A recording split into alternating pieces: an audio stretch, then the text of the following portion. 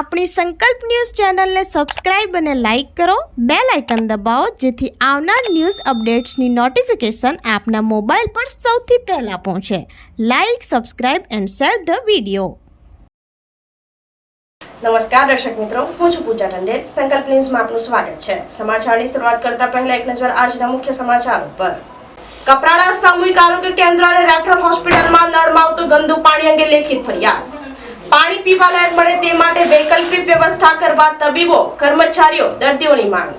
કપરાડા મુખ્ય મથક ખાતે આવેલા સામૂહિક આરોગ્ય કેન્દ્ર અને રેફરલ હોસ્પિટલમાં ઉનાળો આવતા જ પીવાના પાણીની સમસ્યા સર્જાય છે. અગાઉ પીવાનું પાણીના ટેન્કરો દર 2 દિવસે 4 ટેન્કરો મંગાવવા પડતા હતા, પરંતુ હવે કપરાડા મથકે આવેલા તળાવમાંથી પાણીની લાઈન થતા મામલતદાર કચેરી, તાલુકા પંચાયત અને પોલીસ મથકમાં પણ તળાવમાંથી પાણીનો સપ્લાય આવે છે, પરંતુ છેલ્લા 1 અઠવાડિયાથી નળમાં આવતું પાણી પીવાલાયક આવી નથી રહ્યું. પાણીનો રંગ અલગ જ અને ગંદુ પાણી આવતા પીવાલાયક રહ્યું નથી હોવાની બૂમ ઉઠી રહી છે. ત્યારે અહીં આવતા તબીબો, કર્મચારીઓ, દર્દીઓની માંગ ઉઠી છે કે પાણી પીવાલાયક મળે તે માટે વૈકલ્પિક વ્યવસ્થા કરી પાણીના ટેન્કરો મંગાવવા માટેની માંગ કરવામાં આવી છે. પાણીની લાઈન સરકારી રેફરલ હોસ્પિટલ અને સામૂહિક આરોગ્ય કેન્દ્રમાં આપવામાં આવે એવી લેખિતમાં માંગ કરતો પત્ર પણ પાણી પુરવઠા અધિકારીને હોસ્પિટલ અધિક્ષક દ્વારા લખવામાં આવ્યો છે.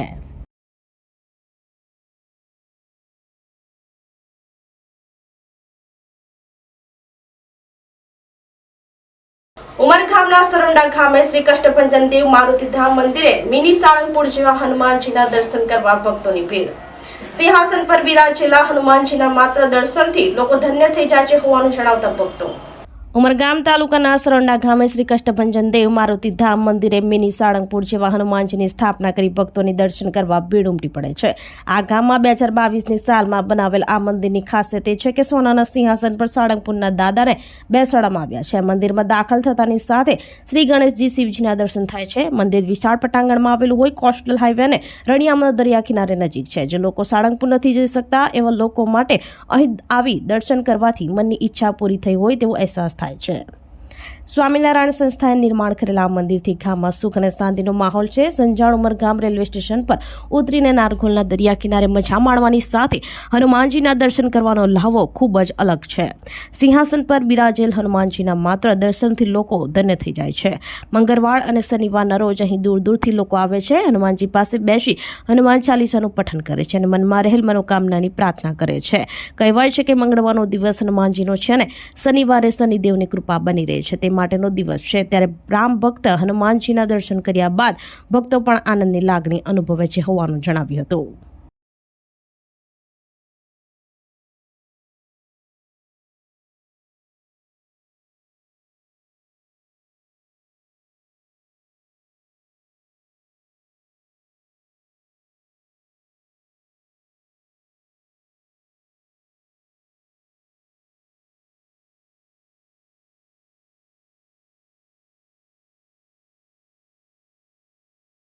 તોને જય સ્વામિનારાયણ.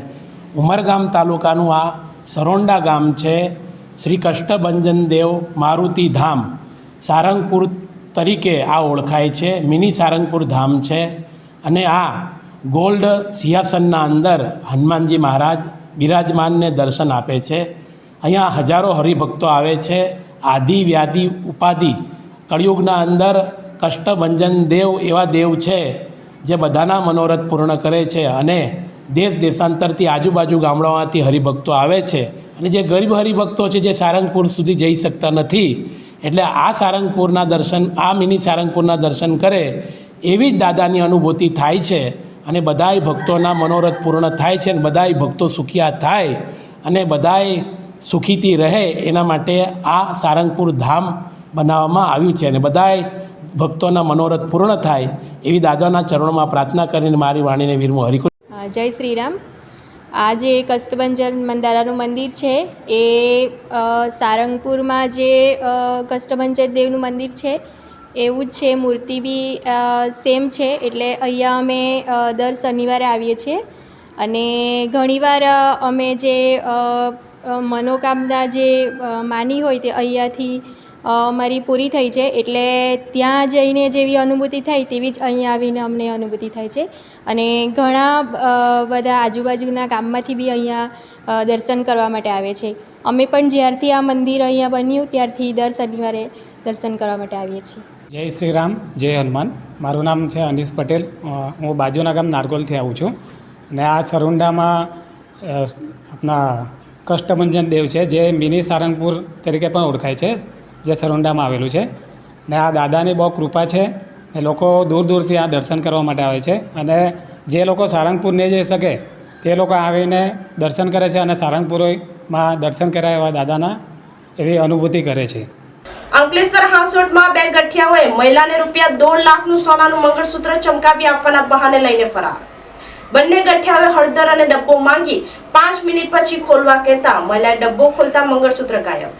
મળતી માહિતી અનુસાર અંકલેશ્વર હાંસોટ રોડ ઉપર આવેલા રેસિડેન્સીમાં રહેતા વૈશાલી પ્રજાપતિ પોતાના ઘરે હતા. તે દરમિયાન સોસાયટીમાં બે ઈસમો ઉજાલા પાવડર વેચાણ માટે આવ્યા હતા. જે બંને ઈસમોએ મહિલાને પ્રથમ તાંબાના લોટો અને ચાંદીના પાયલ પાવડર વડે ધોઈ આપ્યા હતા અને વિશ્વાસ કેળવી તેઓને લિક્વિડ બનાવી આપ્યું હતું. જે બાદ બંને ગઠિયાઓએ મહિલાને હળદર અને ડબ્બો માંગી તેમાં સોનાની વસ્તુ માંગતા મહિલાએ પોતાનું રૂપિયા 1.50 લાખનું સોનાનું મંગળસૂત્ર આપ્યું હતું. બંને ઈસમોએ હળદર અને પાવડર નાખી ડબ્બો બંધ કરી દીધો હતો અને તેને 5 મિનિટ પછી ઉઘાડવાનું કહી ત્યાંથી જતા રહ્યા હતા. જોકે મહિલાએ 5 મિનિટ પછી જેવો જ ડબ્બો ખોલતા તેમાં રહેલું સોનાનું મંગળસૂત્ર ગાયબ જણાયું હતું. જેથી મહિલા છેતરાઈ હોવાનું માલુમ પડતા તેઓએ બંને ગઠિયા વિરુદ્ધ અંકલેશ્વર શહેર એ ડિવિઝન પોલીસ મથકે ફરિયાદ નોંધાવી હતી. ત્યારે હાલ તો પોલીસે સોસાયટીમાં રહેલા સીસીટીવી ફૂટેજના આધારે બંને અજાણ્યા ગઠિયાઓનું પગેરું મેળવવા કવાયત હાથ ધરી છે. અંકલેશ્વરથી રિપોર્ટર અવી સૈયદ, સંકલ્પ ન્યૂઝ.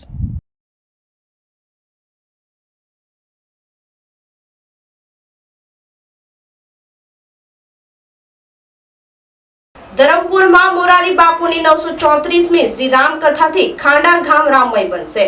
9 થી 17 એપ્રિલ સુધી રામચરિતમાનસ શ્રી રામ કથા માટે તાળામાર તૈયારીઓ. ધરમપુરના નાનકડા આદિવાસી બહુલ ખાડા ગામે મોરારી બાપુની 934મી રામકથા તારીખ 9 એપ્રિલ સાંજે 4 વાગ્યાથી શ્રી રામકથાનો ભવ્ય પ્રારંભ થવા જઈ રહ્યો છે, જેની તાળામાર તૈયારીઓ ગામમાં ચાલી રહી છે. ચૈત્રી નવરાત્રિનું પર્વ છે અને સાથે શ્રી રામકથા યોજાઈ રહી છે, જેને લઈ ધરમપુર અને ખાસ કરીને ખાંડા ગામ રામમય બનવા જઈ રહ્યું છે. જેની તૈયારીઓના ભાગરૂપે અહીં ગામની મહિલાઓને સનાતન ધર્મના પ્રચાર પ્રસાર સાથે લોકોમાં ધાર્મિકતાની ભાવના વધે એવા હેતુથી શ્રી રામચરિતમાનસ રામાયણ ગ્રંથ અને હાલમાં જ બિરાજમાન રામલલ્લાની એક તસવીરનું વિતરણ કરવામાં આવ્યું હતું. ગામમાં રહેનારી દરેક મહિલાઓને વિશેષ ઓળખ આપનારી સાડીનું પણ વિતરણ કરાયું છે, જેથી કરીને સેવા આપનાર તમામ મહિલાઓ એક સરખા ડ્રેસમાં જોવા મળશે. એટલું જ નહીં, અહીં એક સાથે 25,000 કરતાં પણ વધુ લોકો બેસીને કથાનું શ્રવણ કરી શકે તે માટે મોટા ડોનનું નિર્માણ કરવામાં આવ્યું છે. સાથે જ લાખોની સંખ્યામાં આવનાર શ્રોતાજનોને પહોંચી વળવા સ્વયંસેવકો, પાર્કિંગની વ્યવસ્થા તેમજ રસોડા માટેની વિશેષ વ્યવસ્થા ઊભી કરવાની તૈયારીઓ ચાલી રહી છે. આમ હાલમાં શ્રી રામકથાની તાળામાર તૈયારીઓ ખાંડા ગામમાં ચાલી રહી છે. કથાના યજમાન અને કથા મનોરથી જગદીશભાઈ, વીણાબેન પટેલ તથા મહેશભાઈ કિન્નરી અને પરિવાર અને આયોજનની સેવા પરેશભાઈ ફાફડાવાળા કરી રહ્યા છે.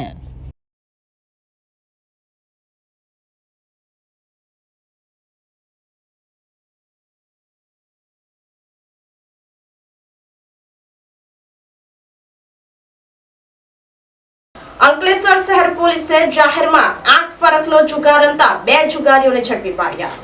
અંકલેશ્વર શહેર બી ડિવિઝન પોલીસ સ્ટેશનથી મળતી માહિતી મુજબ જિલ્લા પોલીસ અધિક્ષક મયુર ચાવડા દ્વારા જિલ્લામાં પ્રોહિબિશન જુગાર જેવી પ્રવૃત્તિઓ ચલાવતા ઇસમો વિરુદ્ધ કાયદેસર કાર્યવાહી કરવા બાબતે મળેલ સૂચના અનુસંધાને અંકલેશ્વર શહેર બી ડિવિઝન પોલીસ મથકનો સ્ટાફ પોતાના વિસ્તારમાં પેટ્રોલિંગમાં હાજર હતો. તે દરમિયાન અંગત બાતમીદારથી બાતમી મળી હતી કે માંડવા ગામ ખાતે દુર્લભ ટેકરી ઉપર જાહેરમાં ખુલ્લી જગ્યામાં કેટલાક ઇસમો આંખ ફરકનો હાર જીતનો જુગાર રમી રહ્યા છે.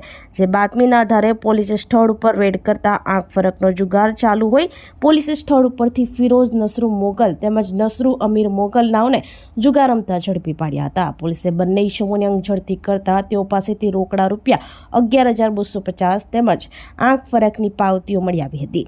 પોલીસે 11,250 રૂપિયાનો મુદ્દામાલ કબજે કરી બંને ઝડપાયેલ ઇસમો વિરુદ્ધ જુગારધારાની કલમો હેઠળ વધુ કાર્યવાહી હાથ ધરી હતી. અંકલેશ્વરથી રિપોર્ટર અવી સૈયદ, સંકલ્પ ન્યૂઝ.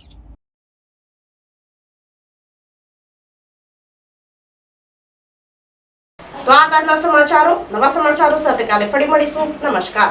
આપણી સંકલ્પ ન્યૂઝ ચેનલને સબસ્ક્રાઇબ અને લાઇક કરો, બેલ આઇકન દબાવો જેથી આવનાર ન્યૂઝ અપડેટ્સની નોટિફિકેશન આપના મોબાઈલ પર સૌથી પહેલાં પહોંચે. Like, subscribe and share the video.